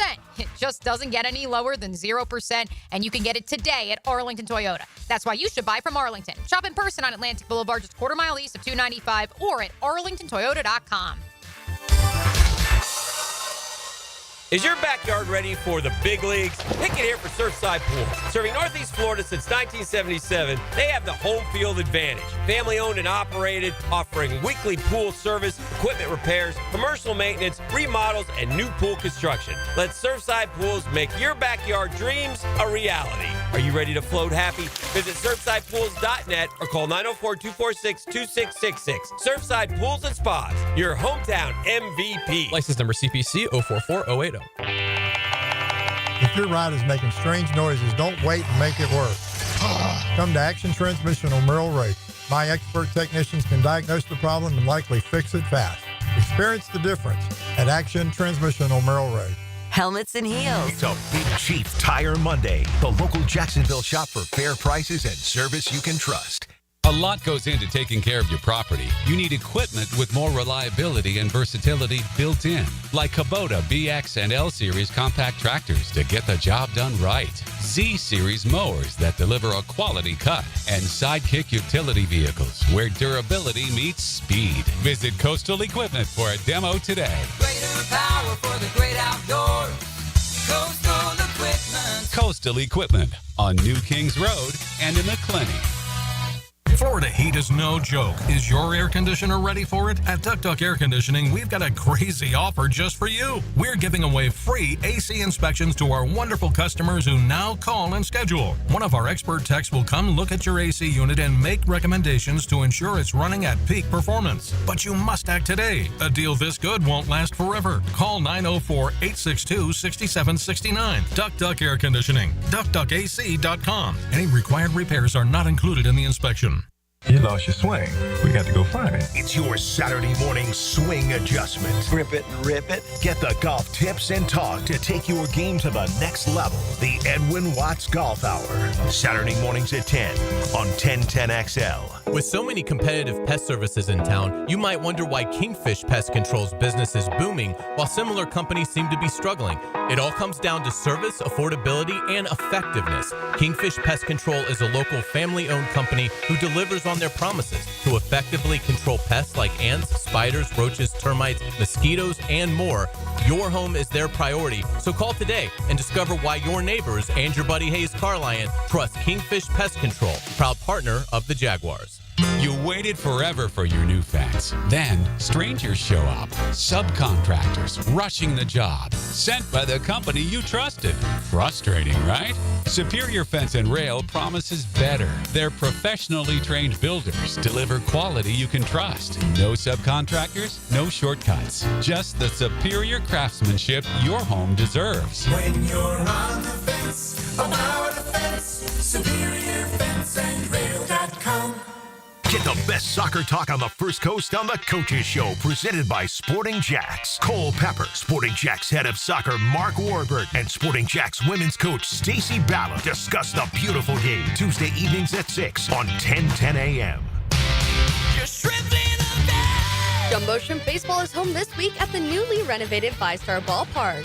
Homestand starts tomorrow and includes a day game on Wednesday, Coors Light Thirsty Thursday, plus fireworks on Friday and Saturday. Baseball all weekend.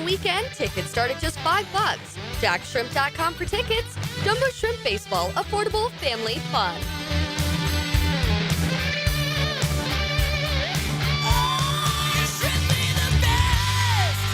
Hi, I'm Jeff Breyer, president of Lifetime Enclosures and Lifetime Flooring. And I'm Zach Breyer. When my dad started in business in 1990, I wasn't even born yet. That's true. And after 35 years and nearly 20,000 satisfied customers, we literally have a showroom in every neighborhood. So whether you need more outdoor living space with a glass or screen enclosure, or you're looking to transform your home with new flooring, we've got you covered. Visit our websites, or better yet, do yourself a favor and stop by one of our showrooms on Phillips Highway to experience the Lifetime difference and receive 20% off your purchase. 1010XL is presented by Farah and Farah, exclusive injury law firm of the Jacksonville Jaguars. Protecting you and your family. Call 396-5555. Jacksonville.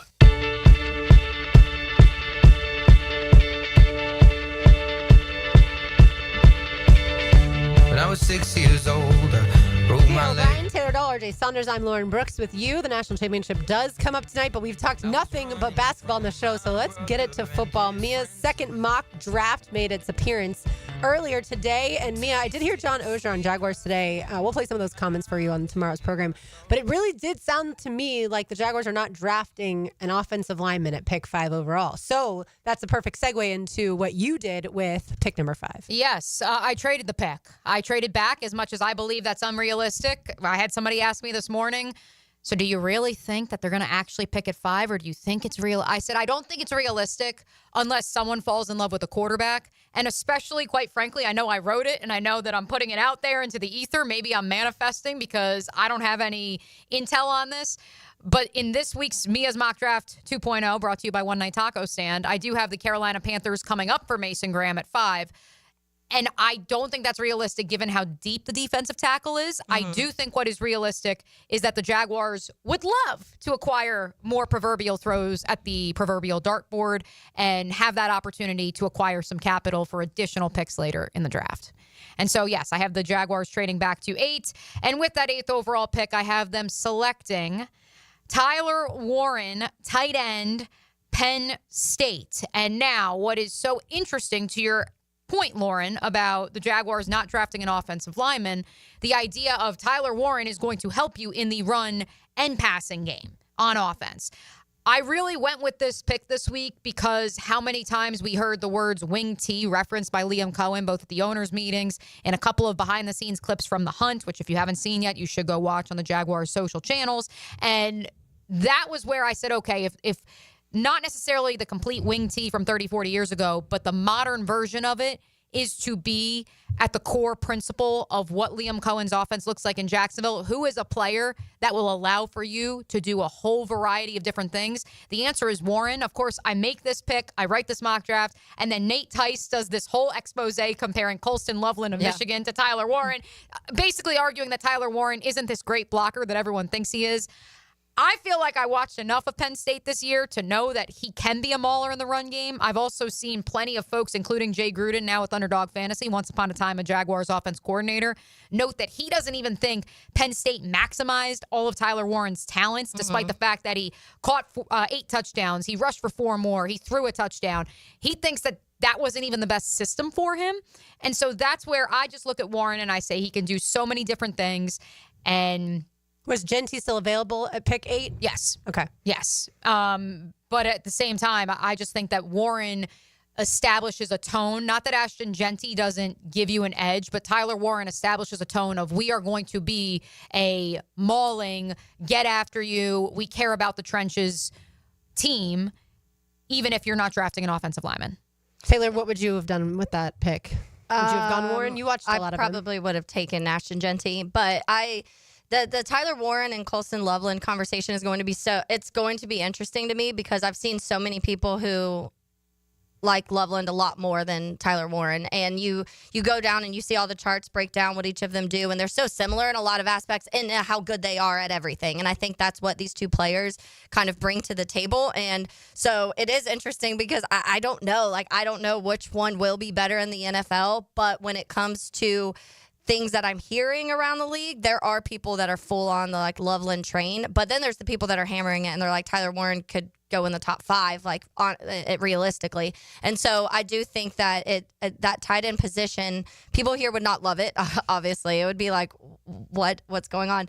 But I do think that if you're looking at, especially if we're talking about Detroit, how much we've talked about Detroit and how good Sam Laporta is and how much Sam Laporta has just become a true weapon in every facet when it comes in Detroit, I think that's something you have to look at and you have to take into account. I don't think people would hate it, by the way. I don't think people would hate trading. I think people would hate Ashton Genty too, for that matter. I think there would be. I don't think people would love either of those. No. I don't know how much people here in Jacksonville would absolutely love any of those weapons. A Tet, a Ashton Genty, a Warren, a Loveland. Not saying they'd be devastated and angry like we have in previous picks in the past, but I just think that so many people right now have been so focused on the trenches and needing to fix those trenches that if it's outside that, I do think there'd be a little bit of people being concerned. Especially given the fact that we have seen other organizations that have found wide receivers, i.e. Puka Nacua in Los Angeles. There are certainly enough tight ends and running backs in this draft class alone to go around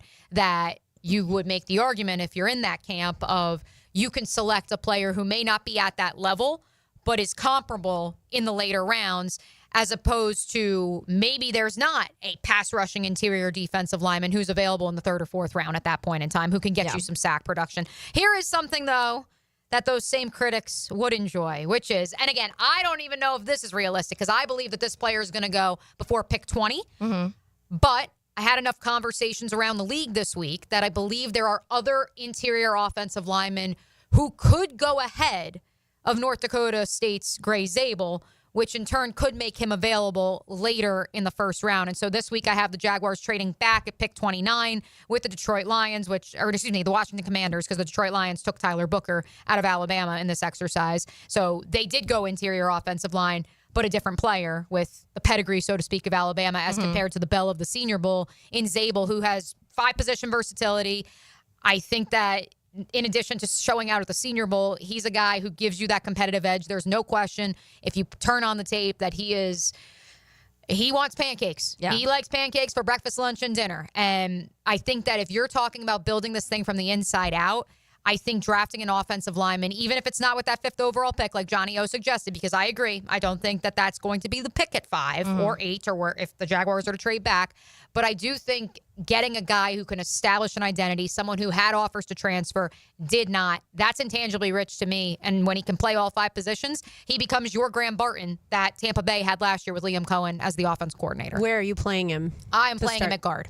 Right, left or right? That's the $1 million question. That is the $1 million question, because does that make Ezra Cleveland a trade piece? I think you could also make the argument, and I would feel awful for Robert Hainsey because he got beat out by the aforementioned Graham Barton last year in a competition. You can make the argument that you want Gray Zabel to compete with him. I would probably start him at guard and then move him to the center position after Hainsey's contract expires, or you can get out from underneath it. But if he beats him out in training camp, then all right, well, I guess Gray Zabel's your starting center, and you're probably saying goodbye to Luke Fortner at that point.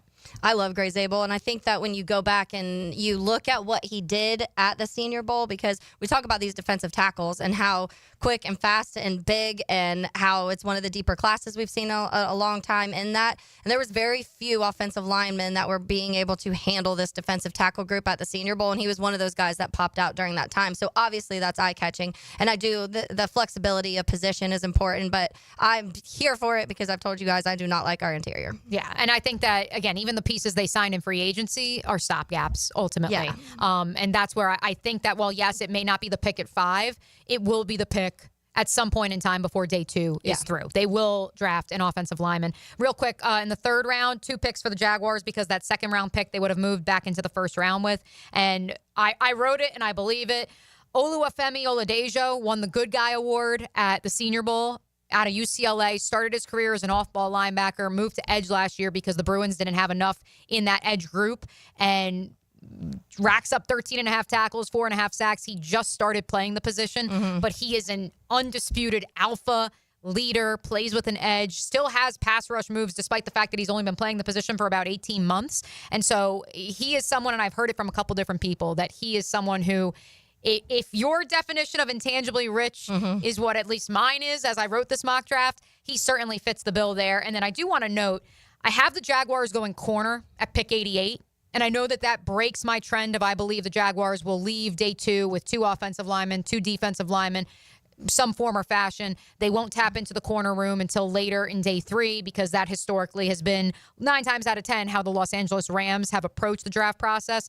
But what was so surprising for me, and we've talked about it a little bit, Taylor, ESPN released their draft simulator last week. And what's really cool, with all due respect to the other draft simulators out there, they give you the draft odds from previous drafts, the odds that player would be available in previous drafts at your next pick, and the odds that they will be available realistically in this year's draft.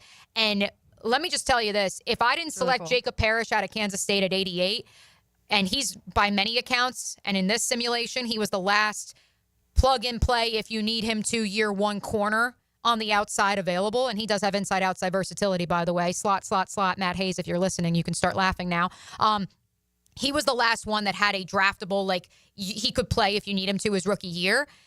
It fell off a cliff. And there was a 40% chance that he was going to be there at pick 107. And so I made that pick because I've also heard enough groundswell, of maybe the Jags aren't done with that secondary just yet, that said to me, hey, let me try to get a corner who could play right away. All right, there it is. Mia's mock draft 2.0. And we go full 7 rounds. Just head on over to 1010XL.com and you can read the full write-up. I'm just so excited that we're so close to the draft, and that means that we finally get to figure out the puzzle pieces and get a much better idea of what this administration thinks about not just their roster, but obviously this draft class as well. Because that's what, when people ask, it's like, we have no idea.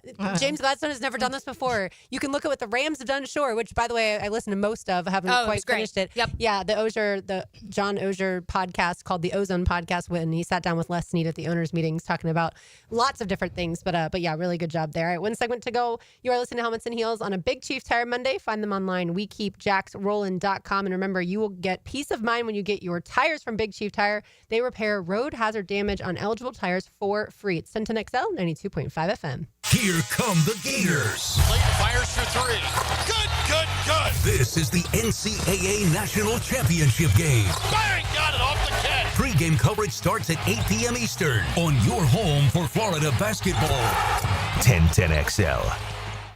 Freshen up your home this spring with a custom organization solution from my friends at Closets by Design. Mia here for a limited time. Take advantage of our spring special and enjoy exclusive deals on closets, garages, home offices, and more. Get 40% off plus an additional 15% off and free installation with 12-month special financing.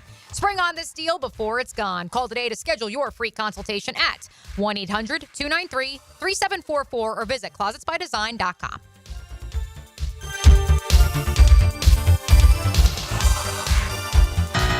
This is head coach Matthew Driscoll from the UNF men's basketball team.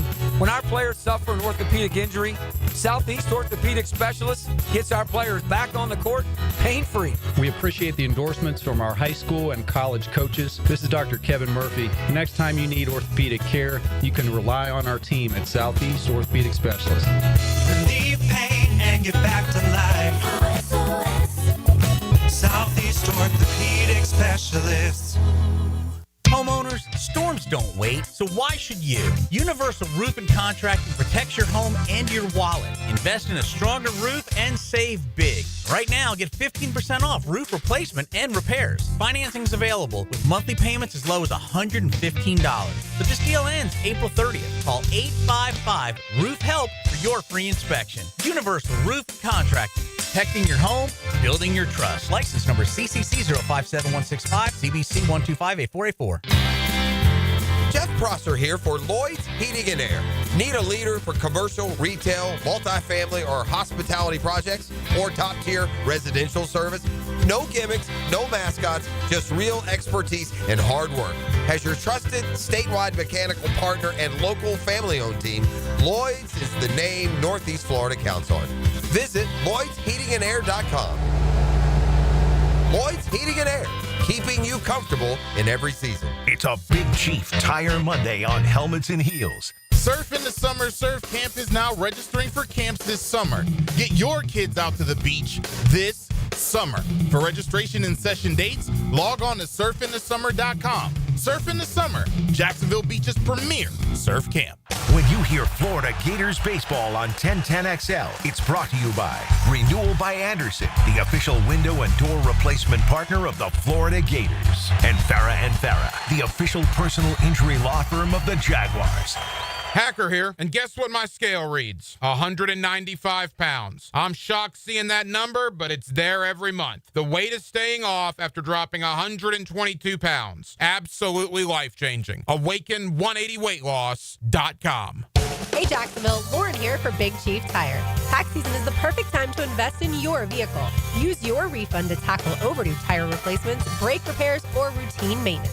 Big Chief Tire's skilled technicians ensure every dollar counts, keeping your car running strong. With 5 convenient locations around town, fair prices, and trusted expertise, they've got you covered. Visit wekeepjacksrollin.com or call 904-932-0950 to schedule an appointment today.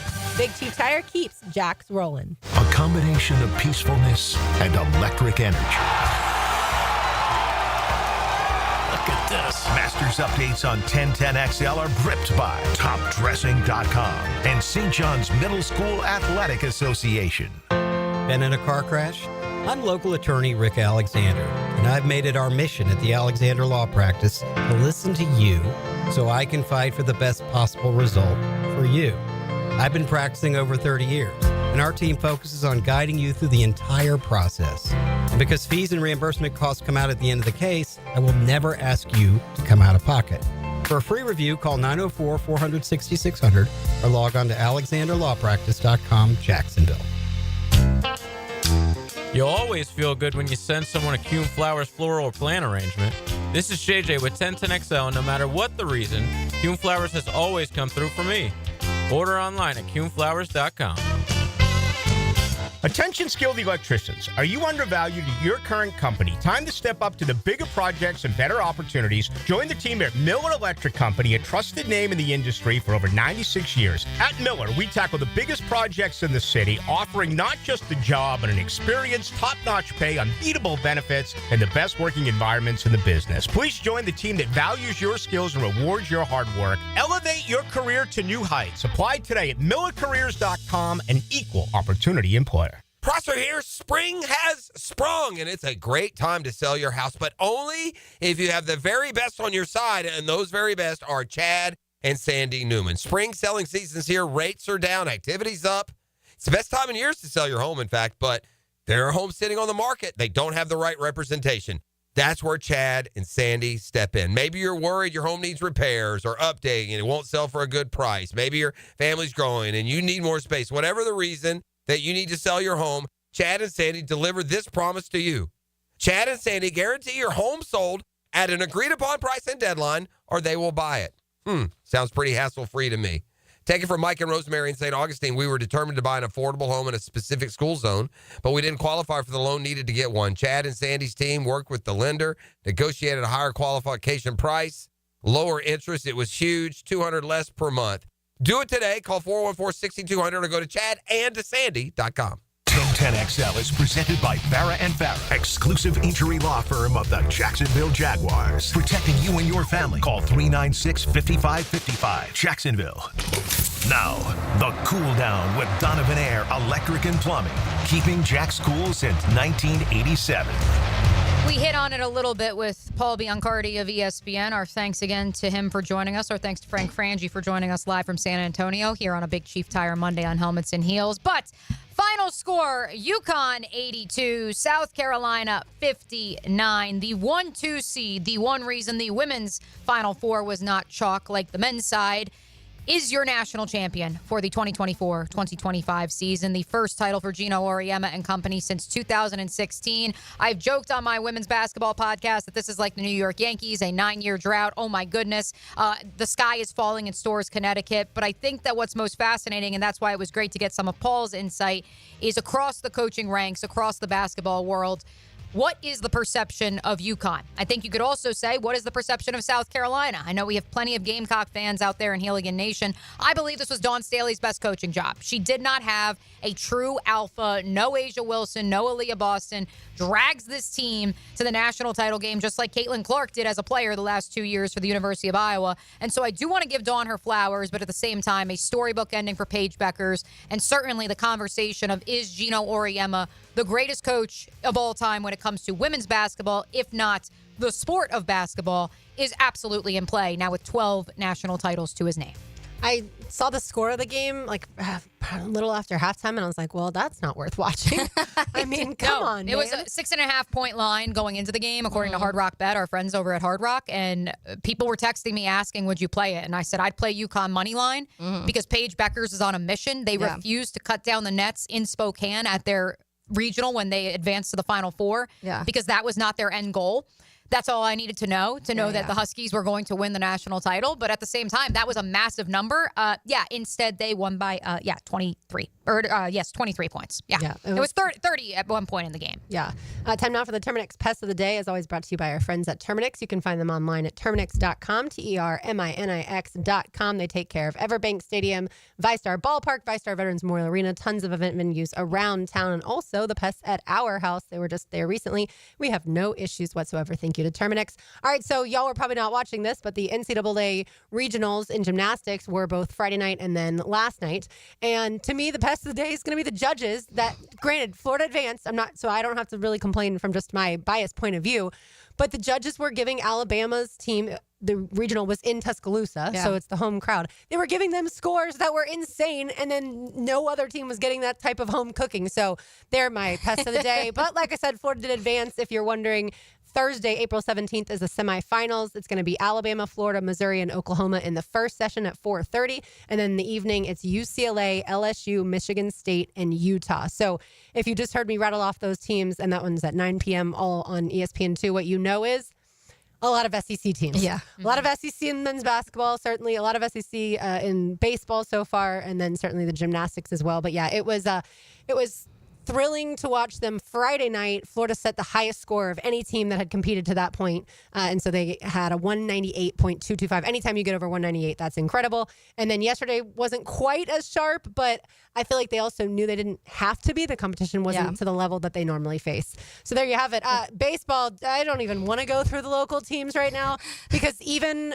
Bad weekend. Yes, even FSU, who last week was 6th in baseball rankings, Baseball America's rankings, they plummeted to 13th because they lost not just 2 games to Wake Forest, and Wake Forest is ranked. Yeah. But they were run-ruled and shut out on Saturday 12-0, and then yesterday they lost 17-2, also run-ruled in 8 innings. Like, yikes. And that's before I even get to Florida baseball, who was swept by Vanderbilt in Gainesville. Tomorrow night, though, you do have round 3 of Florida State.